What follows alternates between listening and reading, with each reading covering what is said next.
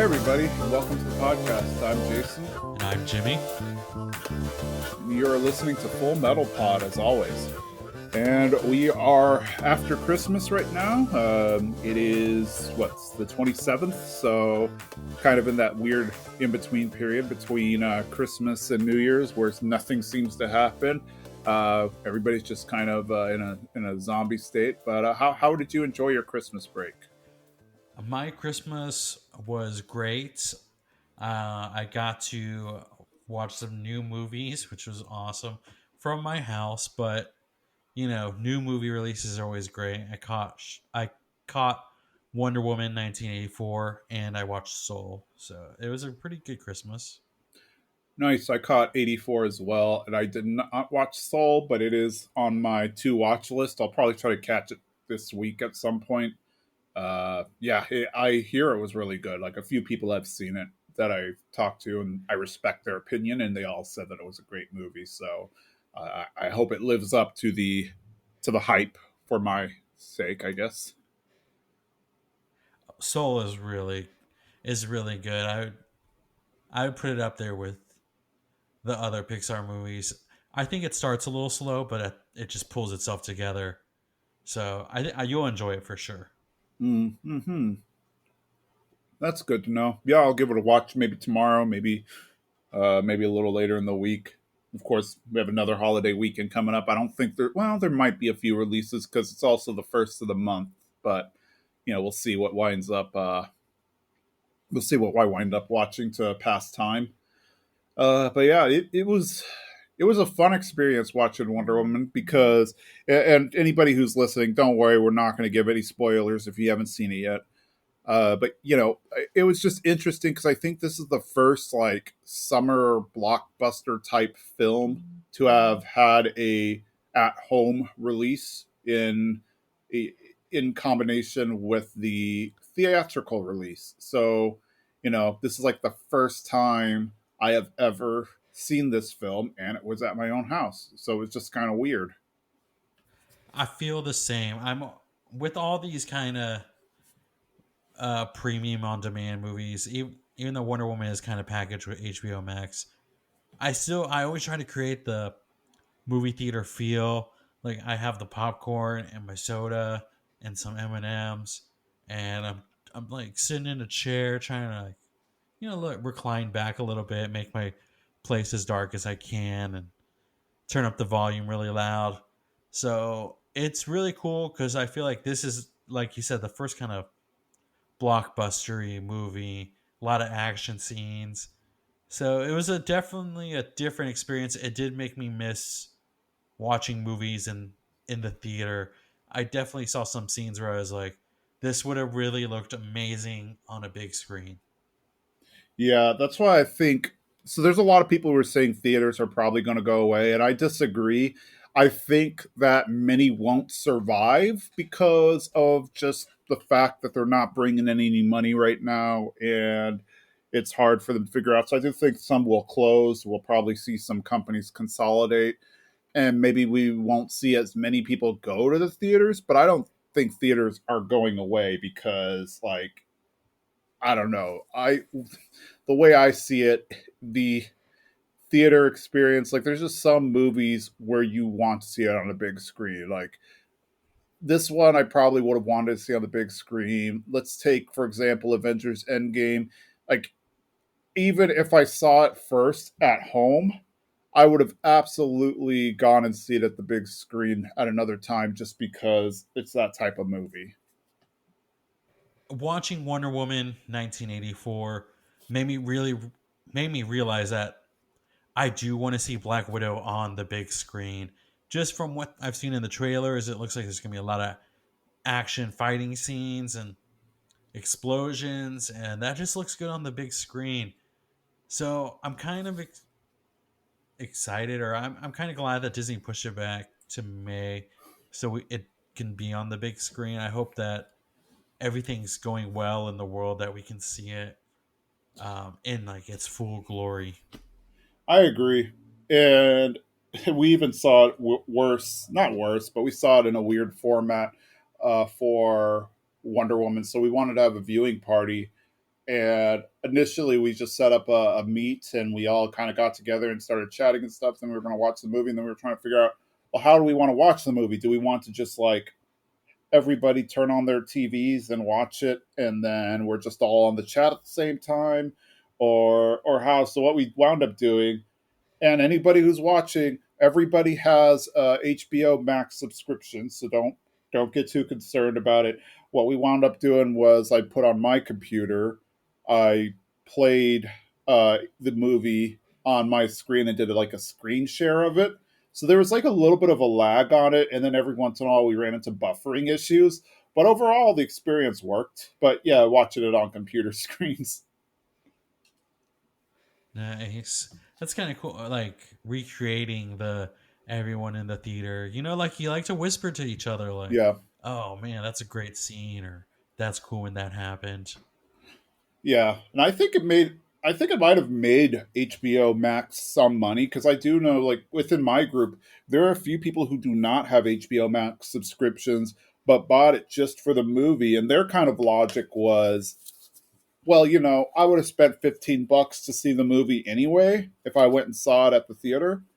And then now, I have a whole month. I can watch this movie again. I could watch other shows, etc., for this whole month, and then just cancel it when February comes up or whatever, and move on. So I'm sure there's a lot of people who have that mindset, and that probably is going to help HBO's bottom line a little bit.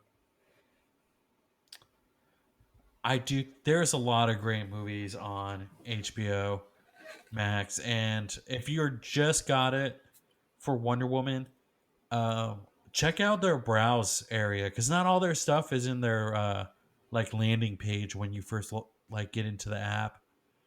Some things you gotta search for because they got some really cool classic '80s and '90s movies in there too. So I would say search around. Um, if you're in the U.S., the Studio Ghibli movies are on there. My Yep. favorite is My Neighbor Totoro. So check those out. Yeah, and also a lot of, if I'm not mistaken, Cartoon Network and Comedy Central stuff. Though those might be moving to another service. I don't know. I could have sworn I heard something about it. And then a lot of DC stuff. Yeah, I mean, and we're not sponsored by HBO Max for what it's worth. We're just pointing out that there's a lot of good stuff on there. So if you bought yourself a subscription just to watch Wonder Woman, hey, you've got the whole month anyway. Might as well check it out. Yeah, it's a lot of great. I would suggest if you're a little older, I mean, you're listening to a Full Metal Alchemist podcast. Hopefully, you're a little on the older side. There's a Harley Quinn animated show on HBO Max that is hilarious, but it's for a more mature audience. Yeah, it is. It is definitely not a kids cartoon.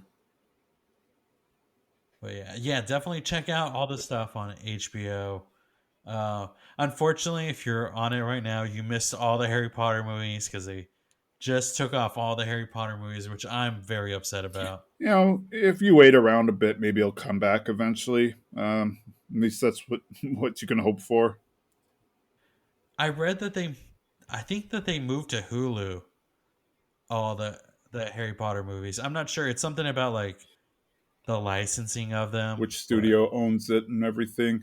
It's kind of funny because I remember back in like the early 2000s when people started cutting the cord. I cut the cord back in 2011 because everybody was like, "Oh, I don't need to get a TV service. I can just use Hulu and Netflix and YouTube," and that was kind of all that was it. And then all of a sudden, like Disney Plus and HBO Max and just all these other ones, Peacock and CBS All Access, and it's like you're going to reach a point where you're going to have like 10 services just to watch all of the content that you want to watch.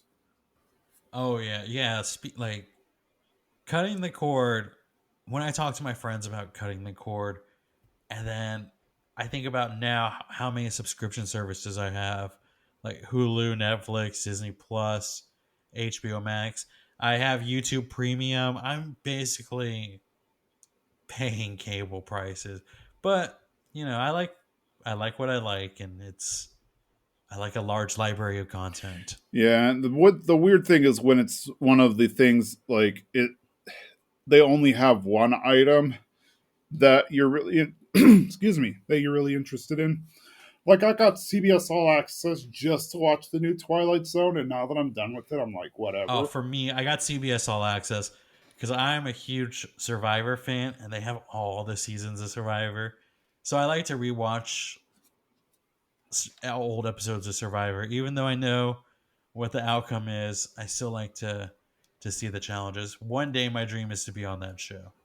One day indeed. Though I guess maybe they will have their own version of Survivor soon where I don't know, I think a lot of us can go through it after staying in one place forever and trying to find toilet paper and whatnot. Oh, Survivor, like quarantine edition. Exactly. Well, I think what are we? We could go ahead and talk a little bit about the episode. Yeah, I think that's a pretty good idea for our Yeah. podcast. I mean, we should probably at one point start another podcast where we just talk about nothing, like kind of like the Seinfeld of podcasts. But for now, we will talk about Full Metal Alchemist. Sounds good, and we got two great episodes We too. do. All right, so we're going to talk a little bit about episode 36, which is called Family Portrait, and episode 37, which is called The First Homunculus. And a lot has happened. I know I say that all the time, but it just seems like now we're getting to the point where the plot is really developing and we're kind of past that second act and we're trying to figure out what's going to happen and everybody's plotting to get to the ultimate climax. So, Family Portrait starts with Hohenheim, and we jump a little bit into his backstory. But first, we see him naming off a few people, and then he rips a red liquid out of his chest. He asks for forgiveness as he has to use them. At first glance, you would think that that liquid was blood, but it seems to have some sentience as it burrows into the ground. Not like just soaks into the ground, but it actually seems to like consciously decide to burrow into the ground. We then see Hohenheim watching a young Ed and Al sleep when Trisha walks by. So obviously, this is in the past. Let's say 10 years in the past. She tells him that, he can hug them because, well, they're his kids. But he says he doesn't want the monster to spread. Hohenheim believed that his body was cursed. It is implied that he's been largely a loner for most of his life and he just kind of tried to take life as it was and find the little beauties in the world, like nice flowers or whatever. But then he met Trisha, fell in love, decided to start a family, and now he's really starting to realize how abnormal he is. He doesn't age, yet his family does and will age. They take a family photo. This is actually the same photo we see in early episodes where his face is blocked. However, this time we get to see Hohenheim's face and that he is actually crying in the photo. The reason he's crying in the photo is right before they take the photo, Trisha comforts him, letting him know that while she might get old, she'll always be there with him. And despite what he thinks, he's not a monster. Now he wants to be with Trisha and the boys more than ever, grow old and die with them. Hohenheim lets Trisha know that he's going away. He's discovered something and he needs to address it. He asks Trisha to wait for him and to not tell the children because he doesn't want them to worry and he doesn't want them to know about the situation with his body, which we still don't fully know other than the fact that it's immortal, but we don't know why it's immortal.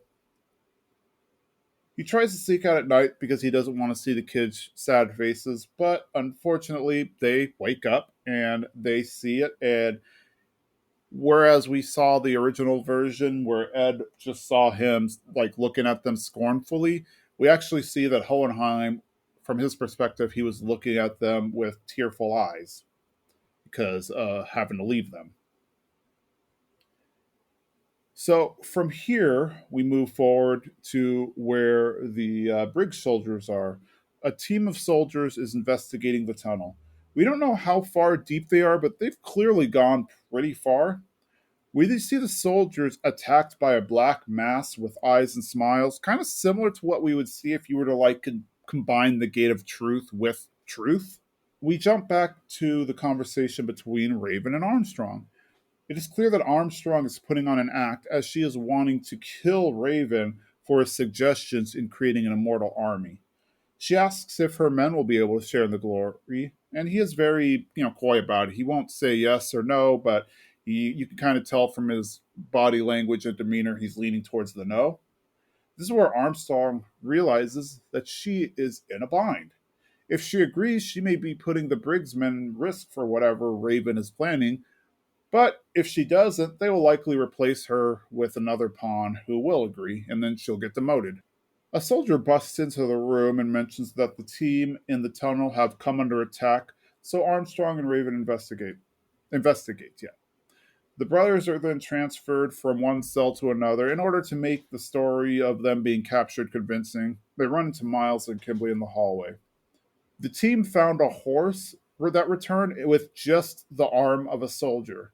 The horse was way too spooked to go back into the tunnel.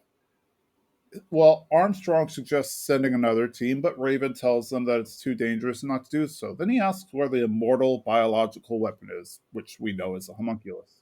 Raven then checks up on the brothers. Raven believes that Armstrong is now on his side as they are putting Sloth back in the tunnel and plan to seal it. Raven tells the team that Sloth is actually a chimera who is part of an experiment to improve this great country.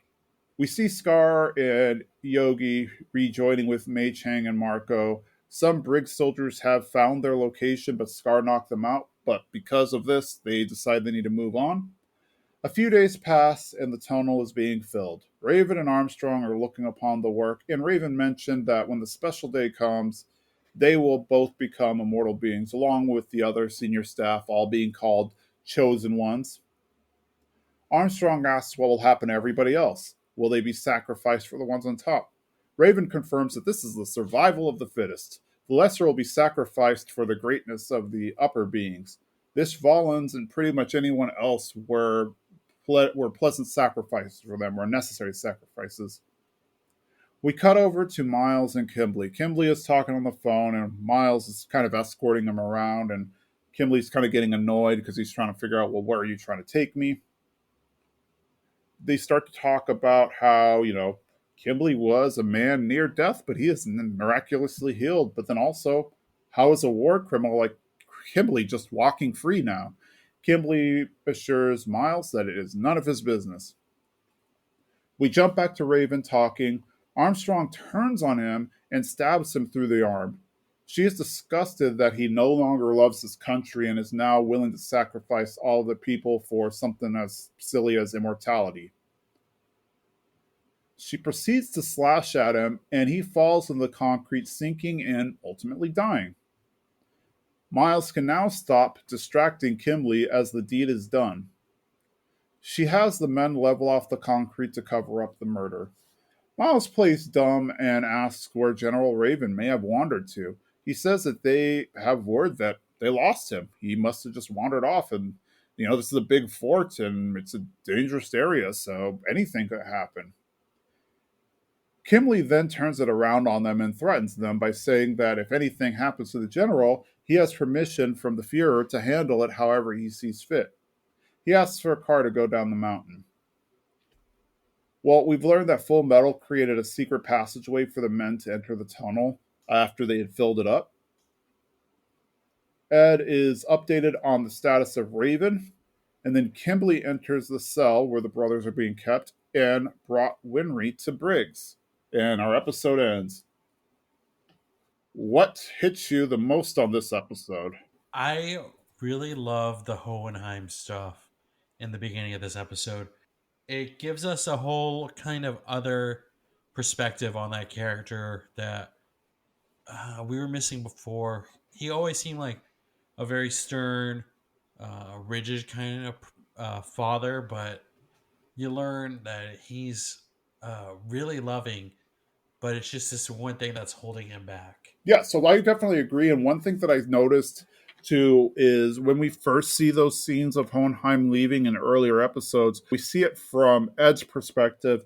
And Ed sees it as his father being cold and just leaving because he has no interest in them anymore. Now we see it from Hohenheim's perspective. He's leaving because he has some kind of task to do. And I think with the way they are kind of juxtaposing him ripping the red liquid, which I assume is a philosopher's stone, out of his chest. Then they talk about him having to leave because he has a mission. I think those two, are somehow related.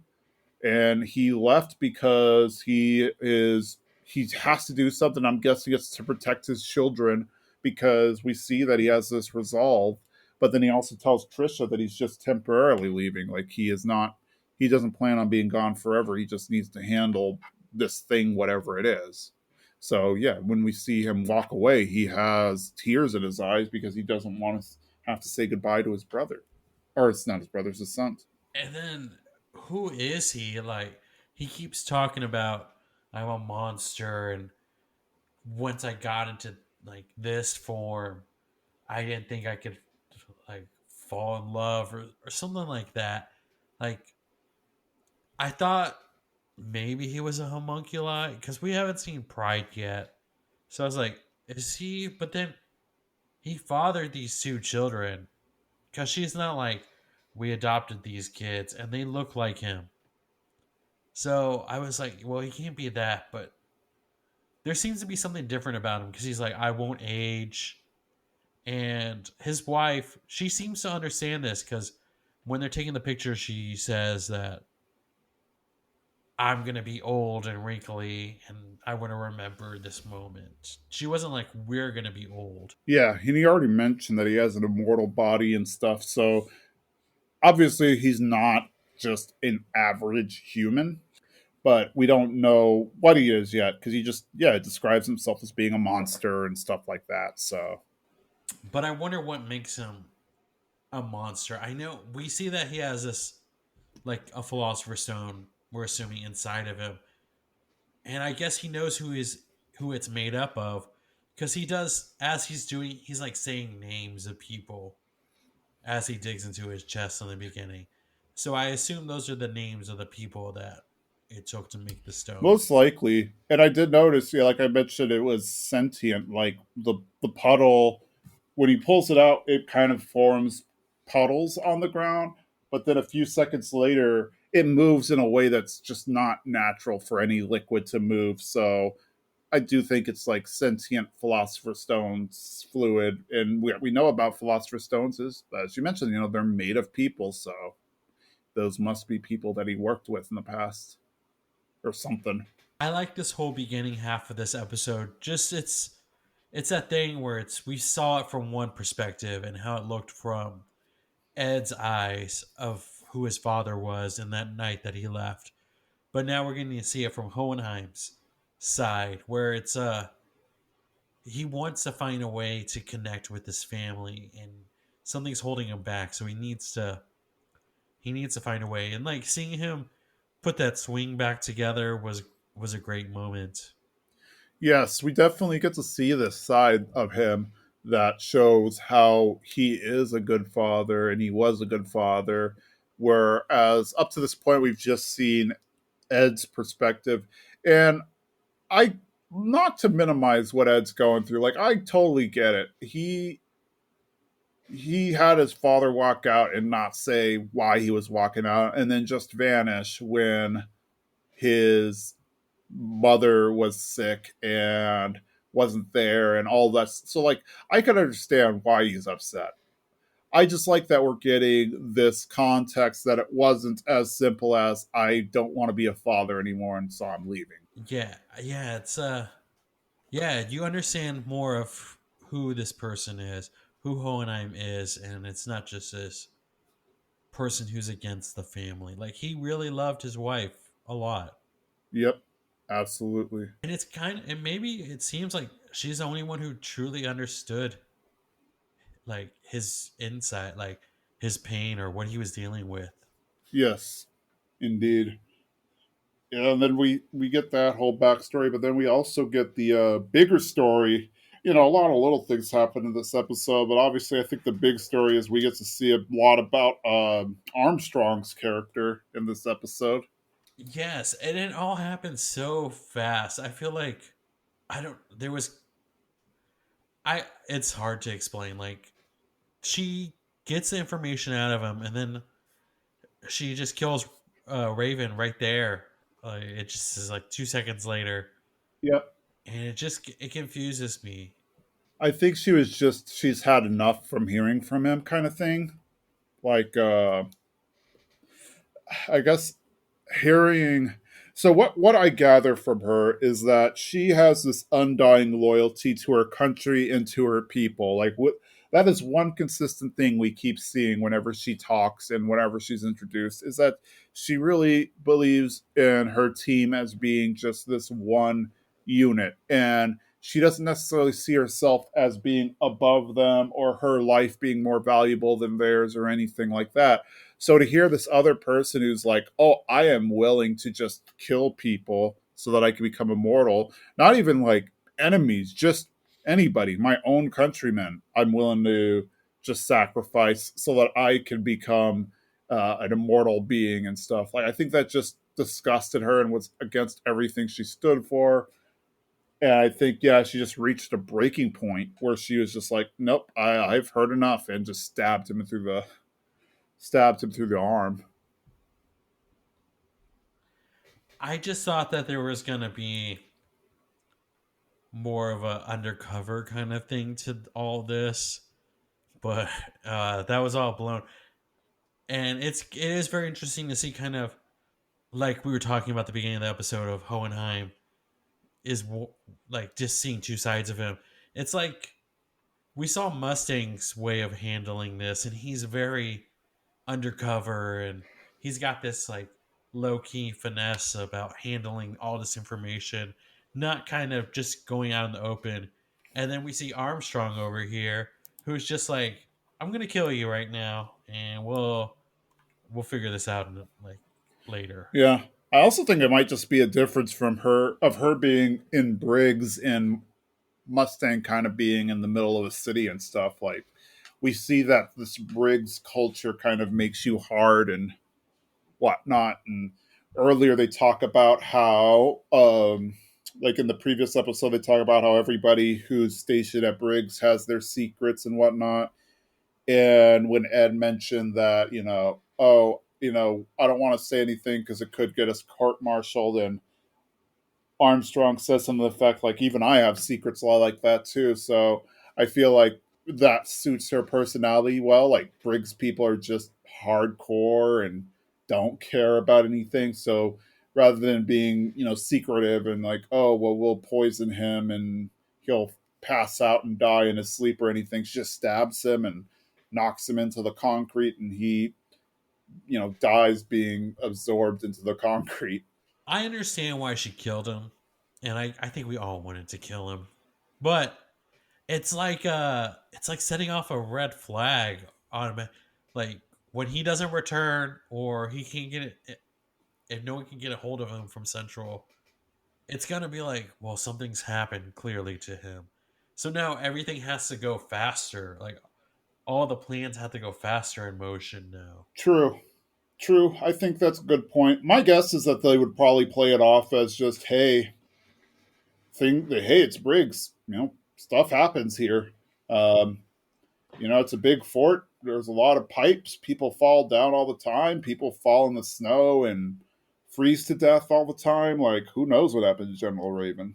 I also like Raven isn't the smartest either, though he was giving me like Father Cornello vibes when he's kind of like, and we bury it, and he's like, this is a secret plan that Central has been working up, and this is just a chimera, and we're doing this for the nation.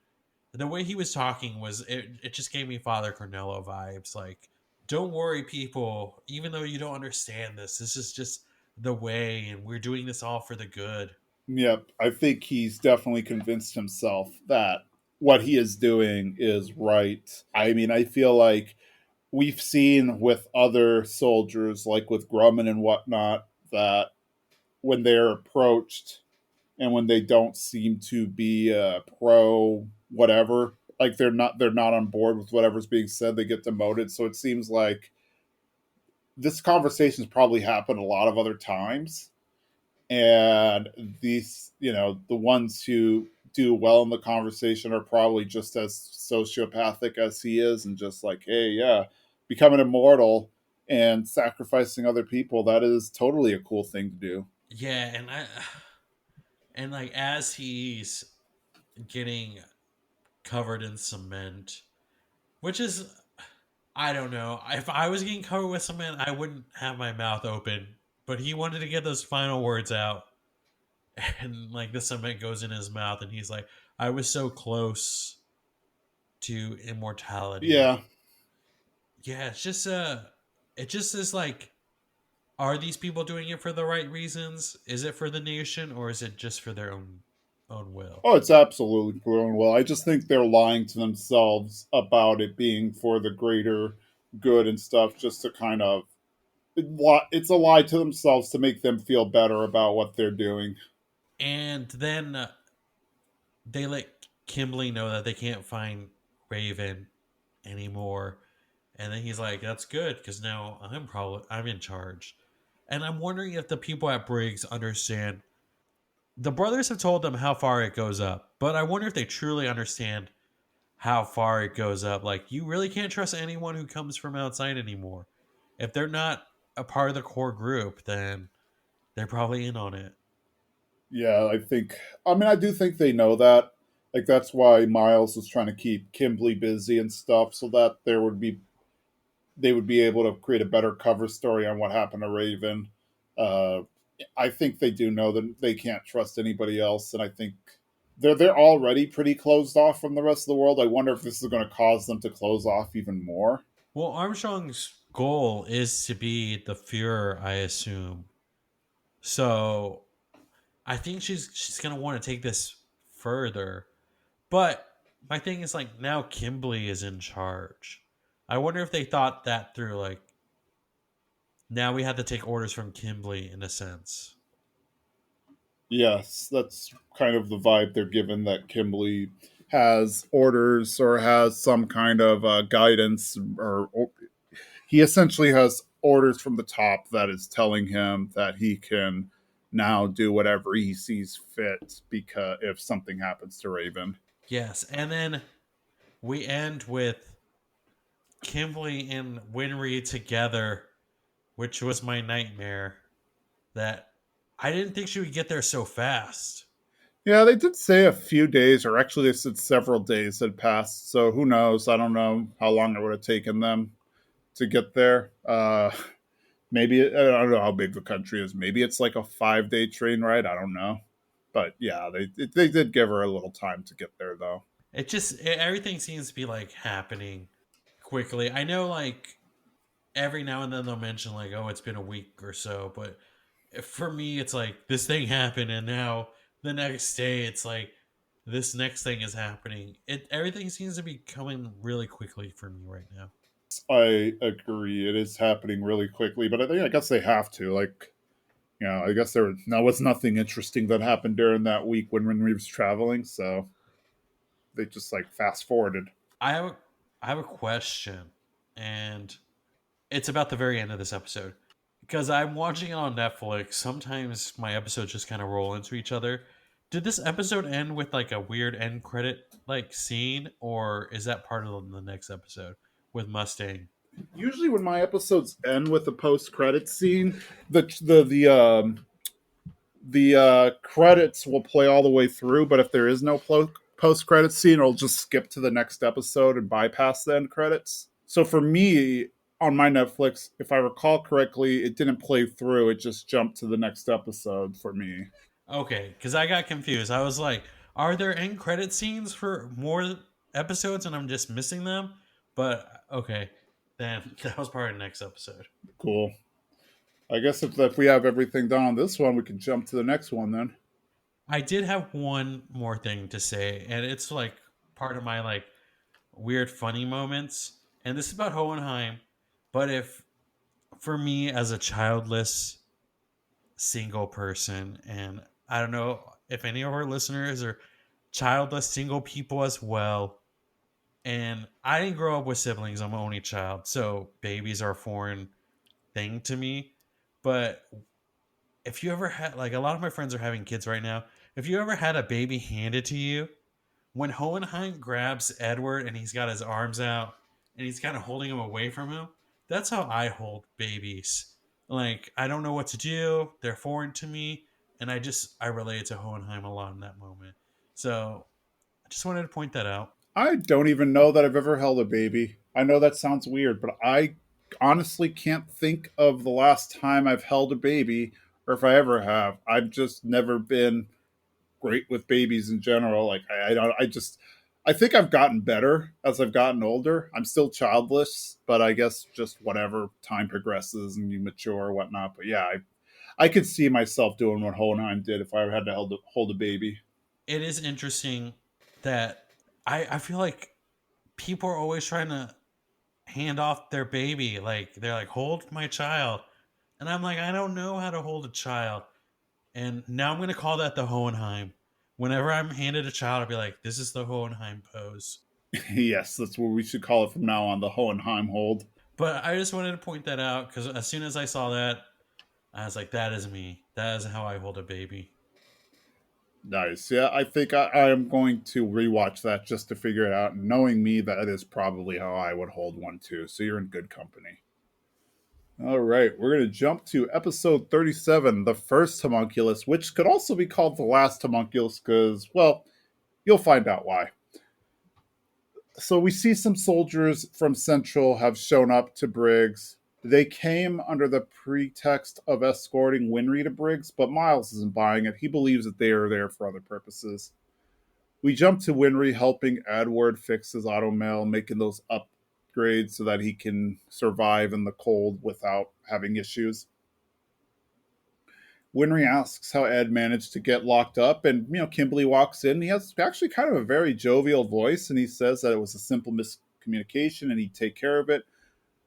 Winry thanks Kimberly and thinks that he's nice, but then Ed warns her not to trust him. We see a flashback that couldn't have been but a few days ago, because this is as Winry is driving up to Briggs with Kimberly. They're in the car, and Kimberly makes himself seem sympathetic to Winry because he apologizes for not getting there in time to save her parents, because he knows all about her parents being killed by Inishvalin and them being doctors who helped everybody. And he basically just praises them for being such great doctors willing to help people. And Winry ultimately uses a story to back up her claim that, hey, he's a nice guy, but Ed still isn't buying it because he knows about Kimberly's past in Ishval. But then Ed, starts to question how accurate that information is because he only heard it from one source, being Hawkeye. This causes Edward to have a flashback to when Hawkeye pointed out that Ed loves Winry. Ed kind of freezes, goes berserk, trying to get the thought out of his head. He starts reciting elements to get anything in his head besides the fact that he might love Winry. Interestingly enough, Winry questions why she is in love with Edward, or why she is in love with such a weirdo, is actually more of the words she used. But she said it under her breath. When Ed asked her what she says nothing. Buccaneer comes in, and Winry, of course, falls in love with his automail. Ed introduces her as his mechanic. Buccaneer beats him up because, well, life is unfair. Winry decides to check out some of the other automail, and Ed warns her to, be careful when you're wandering around. Kimberly then approaches to discuss business. Alphonse is still in his cell so that Kimberly can kind of enact a divide and conquer approach in handling the brothers. The advanced team took 3 days provision, but they have been gone for a week, so they are probably dead or starving. It's dark down there, so they're probably gone crazy.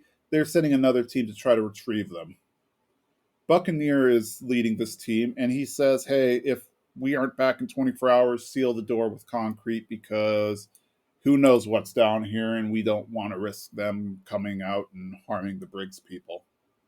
As they leave, Armstrong tells the soldiers to place all the blame of Raven's death on her and her alone. We see Mustang back in Central talking to a flower merchant. This merchant seems to be an informant, giving him information about the Briggs soldiers from Briggs, from General Armstrong. It looks like Mustang is working on forming an alliance with Armstrong. Well, it really turns out that she's only interested, or Armstrong's only interested in the East Army helping her. She doesn't really care about Mustang personally. He then pays for all the flowers. We see that he has paid for a lot of flowers to, I guess, make things look legit.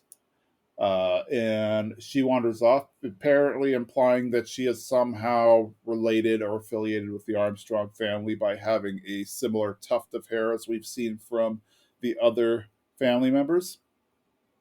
We go to the team in the tunnel. They find the remains of the men.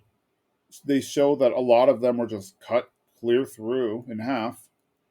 They find two men still alive, but naturally they're shaken and they are weary and just frightened.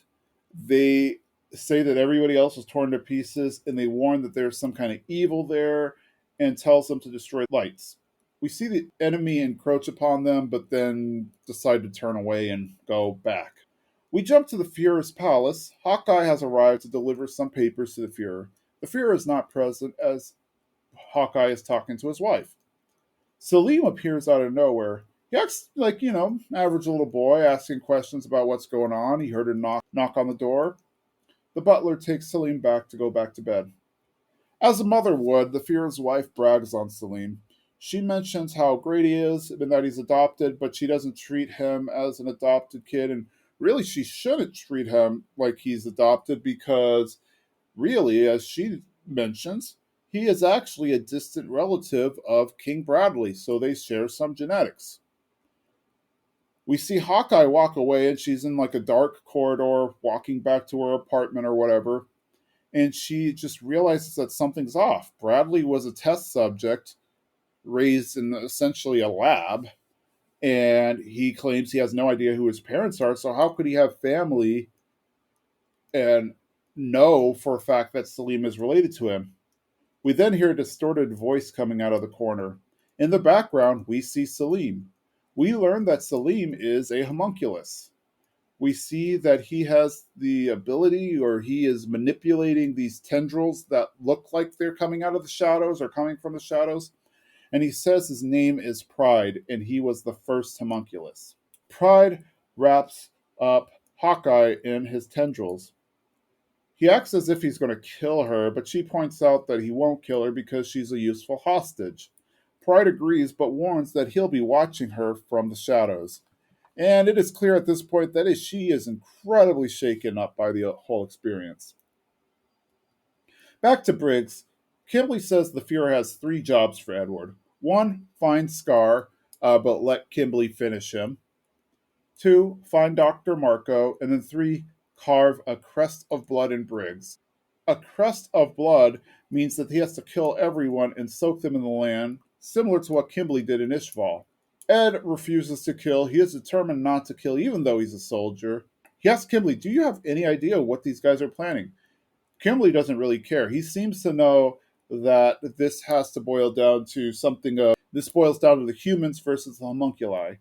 And he really just wants to see how everything plays out, and he wants to see who wins. And because the homunculi gave him his freedom and the ability to use his alchemy as he chooses their side. Kimberly offers Ed a philosopher's stone if he does what is asked of him. Ed says that he needs to talk to Al and Winry. Ed wants to let Winry know that she's involved, even though she hasn't known up to this point. She doesn't realize she's a hostage. Kimberly's all right, but he says he needs to listen in because he wants to ensure that he does not give away anything big. Ed tells Winry everything. Winry is upset to know that she is being used as leverage against the brothers. Ed says he's in on the plan, but he wants to take Scar out first. Al is just very angry to hear that Ed is even considering doing all of this for Philosopher's Stone. But as they leave, Al mentions that Ed's probably just playing a game because they think they can use alkahestry to get their bodies back. And there's a Shingi's girl that's traveling with Scar, and that's probably why Ed is wanting to hunt Scar so that he can find the girl. As the team gets ready to leave, Winry joins. Kimberly says Winry needs to wait at the fort, but Winry argues that she needs to be present to ensure that Ed's automail is fine, as she has never done this kind of upgrade before, and of course she doesn't want the Rockbell name to be tarnished. Ed and Winry just start to bicker back and forth. So Kimberly just agrees, and this is essentially where the episode ends, with everybody kind of acknowledging that they have got themselves into some deep trouble. So a lot was definitely unwrapped here. We got to meet the first and technically the last homunculus that we meet, because that makes seven. What are your thoughts? I was shocked when we found out that Salim was Pride. I felt like my whole world was turned upside down. I didn't understand what was going on. I felt betrayed because I liked this kid a lot, and I really liked the Fuhrer's family. I didn't like him, but I liked his family. And now I'm just like, oh, that poor mom, his wife. She does not know what is going around her, around her. Exactly. She has no idea that both her husband and her son are homunculi. She just assumes they're a regular happy family.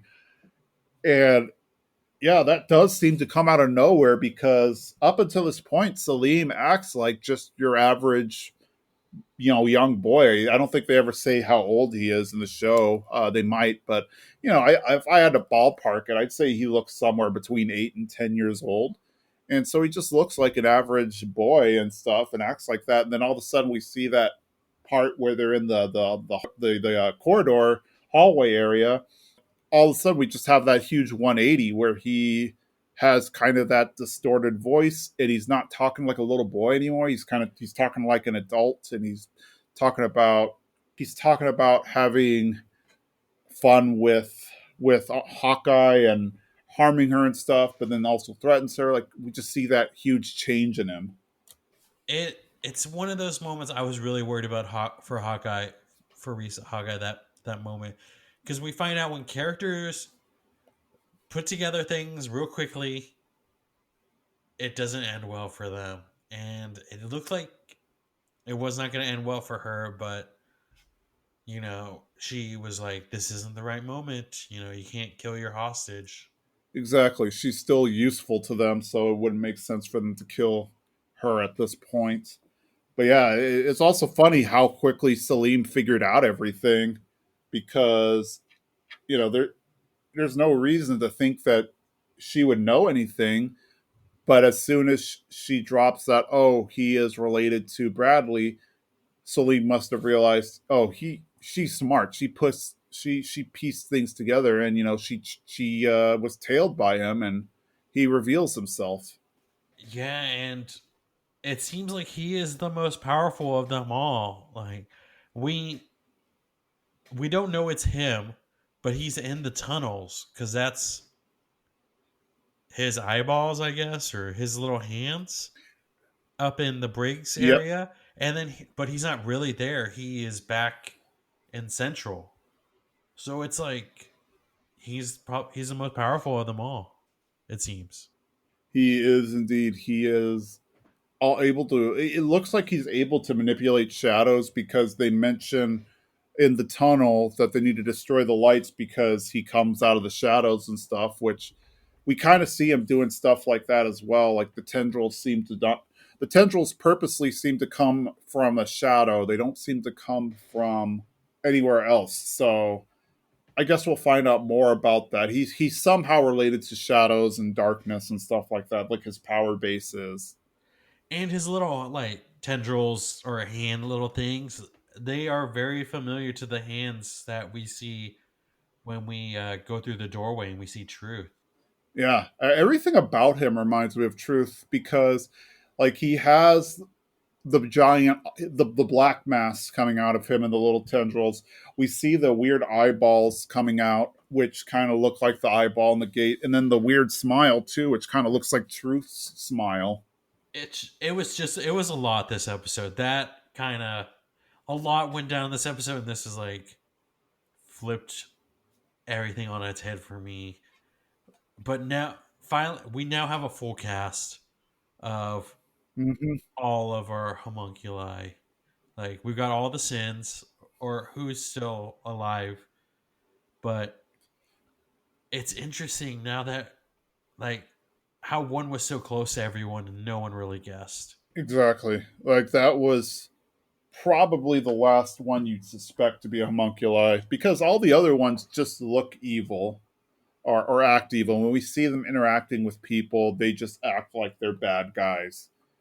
Except for maybe Sloth, but Sloth kind of looks inhuman just with his massive build and everything. And of course, the Ouroboros tattoo.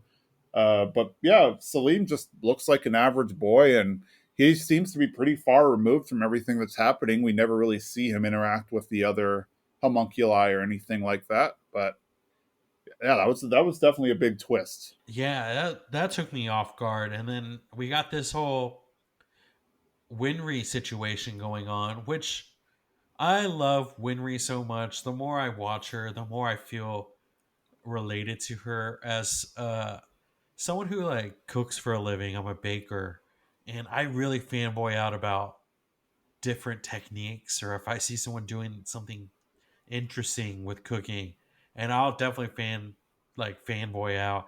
And we see Winry fangirl out all the time with Automail, and it's I feel like we're kindred spirits in that way. Yeah, I could do that sometimes with some things. I'll fanboy over some Full Metal Alchemist stuff, but also like sometimes Marvel things and yeah, a lot of times tech things as well, like Kubernetes and cloud computing and stuff. So I could kind of relate to that. I It's just great seeing her like so serious at moments, but then some cool Automail will come out, and then she'll just be like, "I need to know everything about this," and we see her taking notes about how the different kind of Automail out, and she saw him with that piece, and she could break it down. She was like, diamond tips." It was really cool. I love Winry a Yeah, lot I now. don't even remember what she said, but it was like the M model light mail or something like that. So like she even knew exactly what kind of model it was and all that stuff. And I know I don't think any of us underestimate Winry and her like capabilities, but in this episode, I really got that feel like she is a true automail mechanic genius because she lives in a not cold weather area, mostly warm. The automail she should be dealing with, she wouldn't have to worry about that. Yet she knew like how to adjust everything for the cold weather, which is like a true sign of an expert. Yeah, because in the previous episode, they made it sound like it wasn't something that the average person knew, like how to create auto mail that can deal with cold. They mentioned how they had to experiment with a bunch of stuff before they figured it out. It just sounded like it was proprietary information of Briggs. So for her to know this and figure it out was just like, it's just showing how amazing she must be with her skills.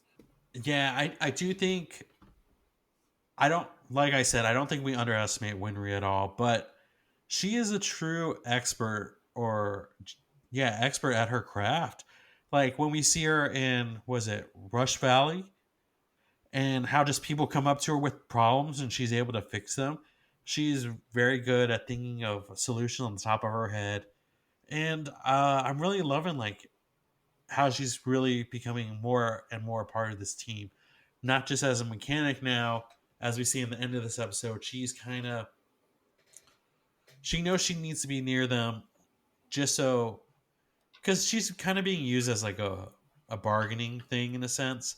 So she knows she's got to stay near their brother so that they know that she's okay. Yeah, and then she even says towards the end of the episode that she's tired of just waiting and standing there and waiting for something to happen. Like she wants to take action. So, yeah, she comes up with a good excuse so that she can join them. And I love this like arc that we're going with Winry. That I was really worried in the middle of this episode when she finds out that she was just brought there to make the brothers do what Central wanted them to do, what the Fuhrer wanted them to do, or they would hurt her. I was worried that was going to make her um like a weaker character. Like maybe she wasn't going to be as proactive. But I love at the end of this episode, she's like, I can't just sit around anymore. I need to be a part of this. I can't. She's really like, I can't let people use me. I gotta be useful. I don't know if that makes No, sense or not. definitely. And this just goes to the anime and I guess to the same extension the manga itself. The female characters are written pretty well, I will say. Not just Winry, but Hawkeye and a lot of the others. Not Mustang, Armstrong. Like just they're all written so very well, and I like that. Yeah, I can't think of a female character that's not in this anime that's not like a strong character. We got Teacher, who's like so kick ass. And it's just like all these female characters are really showing what they could do, even with May, Yep. who is super strong in outcastry. Yeah, she was able to survive going through the desert from Sheen by herself. I mean, I guess she had Xiao Mei with her, but ultimately she did by Yeah, herself. so I'm really glad to see this kind of where Winry's heading. I was really afraid that she might have regressed and I thought she was going to stay in the cell. But seeing that she's like, I need to be a part of this, I need to go out there and be with you guys on the front line. I'm really enjoying this. Yes, and she's not a fighter. That nobody's established her as that, but she's still proving that she is useful to the plot and helping out with her automotive skills, but also just with like her wit and her cunning. Yeah, she's definitely got. I think she's got more to offer than we know just yet. So I'm hoping something's gonna happen, or we're gonna get something really awesome from her. Absolutely. There's still quite a few episodes left, so I think we might see some really, really, really great things happening. At least that's my hope. And I do like we finally everything's on the table about Winry and Ed's relationship because she says like point blank, she says, "Why did I have to fall in love with such a weirdo?" And now it's like now it's out there. Yep, no denying it. So I'm glad like it's we've been alluding to it, but now we concrete know. Absolutely.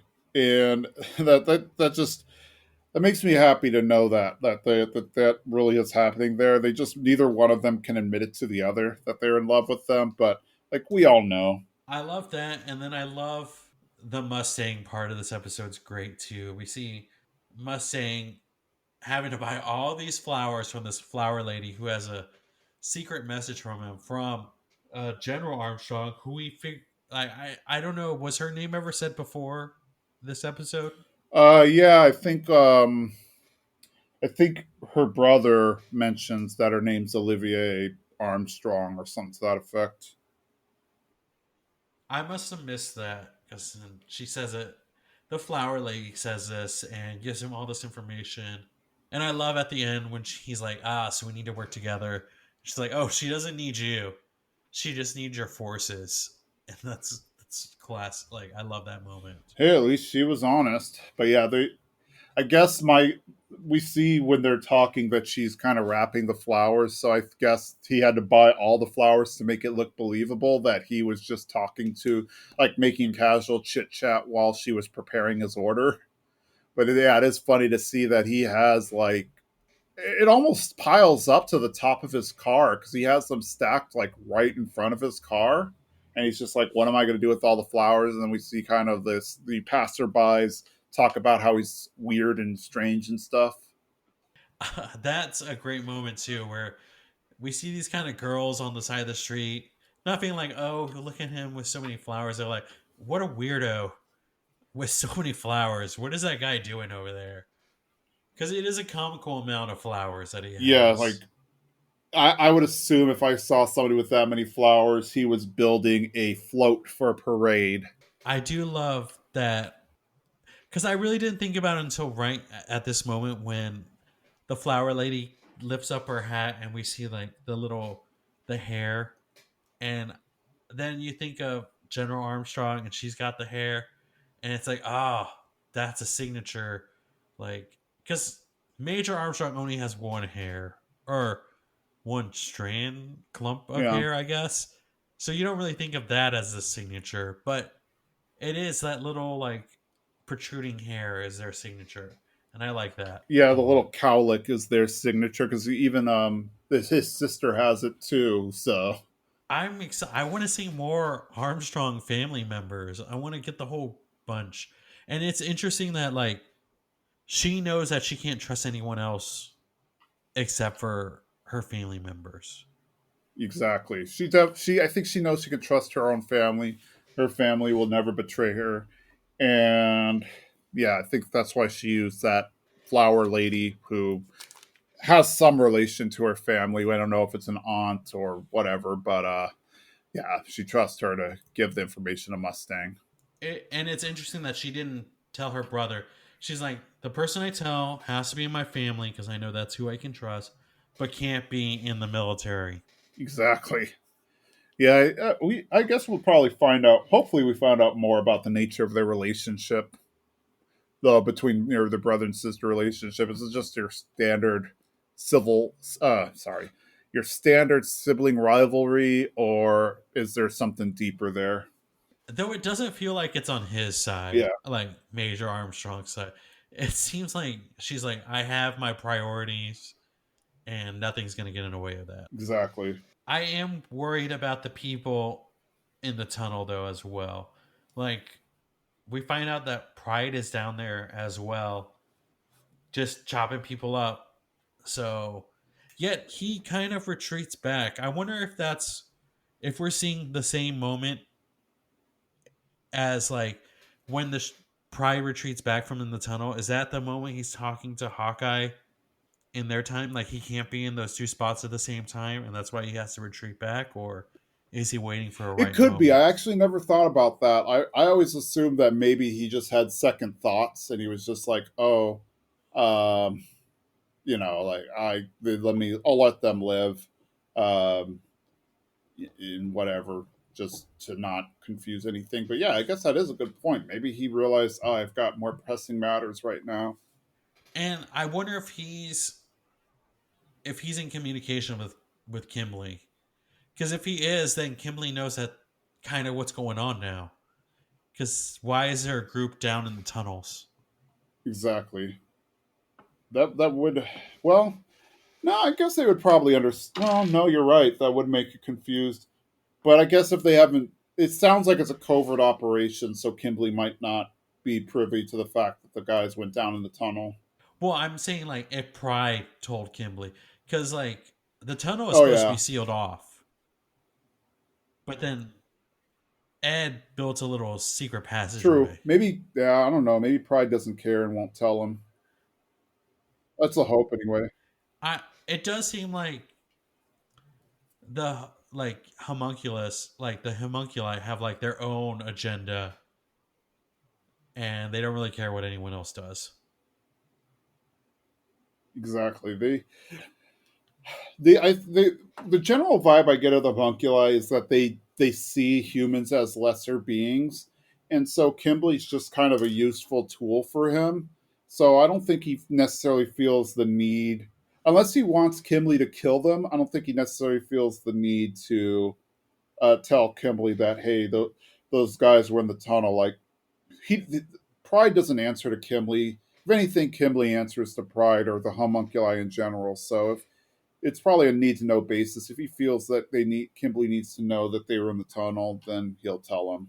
I also feel like Kimberly's putting a lot of faith in the brothers not betraying him, because Kimberly is not immortal. He's got the Philosopher's Stone, but Scar almost killed him a couple episodes back. And to think that they're going after Scar, what if, like, I wonder if he's thinking, like, well, what if the brothers betray me? That's the brothers and Scar attacking him. I don't think he could survive that. Maybe, maybe not. He does have the Philosopher's Stone, and then also I don't think. I think he realizes the brothers won't attack him. One, the brothers have a strict no killing rule, so even if they do attack, it won't be to the death. And then on the flip side, if the brothers did attack, it would not end well for them because word would probably get back to the Fuhrer of what happened. I mean, they could. I don't know. Is it kind of like a loophole if it's like, well, we can't kill you, but if we allow Scar to do it, then then Kimberly dies by Scar's hand, and What is the Fear gonna do? They're like, well, what can we do? We got outpowered by Scar. That's true, but I think Kimberly can handle his own against Scar. I think he would actually prefer it anyway. I don't know. That last battle with Scar did not go in True. Kimberly's favor. But you can even tell that he really wants to fight Scar himself because even when he made the deal with Edward, he said, just help us find Scar. Once you find him, I'll handle it. They are gonna have to like lose Kimberly though, like because they want to learn alchemy from May, and you can't do that with Kimberly over your shoulder. Oh, yeah, I'm sure in one of the upcoming episodes, that's probably going to be a major plot of them trying to find a way to ditch Kimberly. I'm excited to see like where we're going. Everything seems to be ramping up again. I'm wondering what Major Armstrong's or not Major Armstrong, General Armstrong is gonna do because now she's kind of on her own. Kimberly's left, and he was kind of the main like watcher over because Raven's dead now. So what's her next step? I guess we're just gonna have to stay tuned and see what happens. Obviously, we see that she's planning some kind of insurrection or allyship or whatever with Mustang's men or the Eastmen. So yeah, let's. I'm really interested to see how all that plays out. Like what her next steps are. Yeah, I'm ready for both teams to get together. I've been excited for this for a while to see both teams get together. I hope Mustang tags along, even though she doesn't care if he's there or not. Oh, I'm sure he will. Like I don't think there's any way he's going to just let all of this happen without him present. But it's going to be interesting to see how Hawkeye, if she goes, how she gets over there, because she knows the most now. That's true. As far as we know, she's the only one on the outside who knows that Salim is homunculus. So and he's like everywhere. So I don't know if she's going to be able to tell anyone. Well, she's pretty smart, and she has a decent relationship with Mustang. I'm sure she can find a way to send a secret note or something to him. But well, I'm excited to see what's next. I hope there's more twists and turns and like more shocking moments because this episode definitely shocked me. Me too. A lot of crazy stuff happened, largely with the Salim reveal, but also Winry just showing up and the deal with Kimberly. Just a lot of stuff happened. I think that's all I've got. You got anything else? No, that's all I got. Cool. Well, I thank you all for listening. As always, we love having you listen. We also love hearing from you. This is coming out before New Year's. So, if you listen to this before New Year's Day, or even if you listen to it after New Year's Day, we wish you a happy 2021. And as always, I'm Jason. I'm Jimmy. Take care. Bye.